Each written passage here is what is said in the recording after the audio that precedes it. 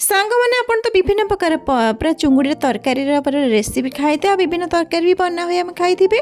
चलते सांग मैंने जो स्पेशल मसला दे चुंगुड़ी तरकारी बने फूलकोबी पकईकि चुंगुड़ी तरकारी बनइब तो वीडियो कंटिन्यू करते देखी भी पारे जमी सांग मैंने पियाज रसुण अदा आईटा हूँ सिक्रेट मसला जमी शुखिला लंका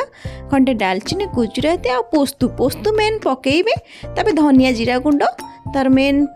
धनिया पकईबे जीरा पकई गोटा गोटा पकईबे ना मुझेतु धनिया गुंड पकई आ गोटा जीरा नहीं पकई भल से बाटिबे तापर कड़ारे तेल नहीं चुंगुड़ी भल से भाजिला आलू भी भाजीदेवे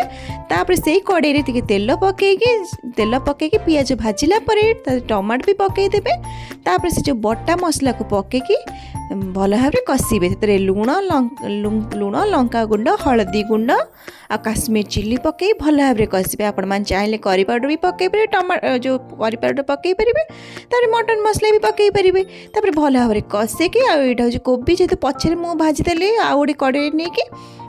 बो जी पछे कहले आपण मैंने आलू पकई भाजी पारे भल आपर सब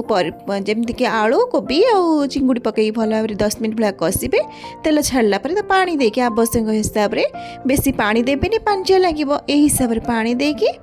आपण मैंने करेंगे देखो केते सुंदर देखा तरकारी थे एमती करत शीत दिन तो बहुत फ्रेश फ्रेश कोबी आसुच्ची आ बहुत बढ़िया लगे एमती कले गरम गरम भात सहित यहाँ एमती करूँ बहुत बढ़िया लगे करतु खातु समस्त खुआतु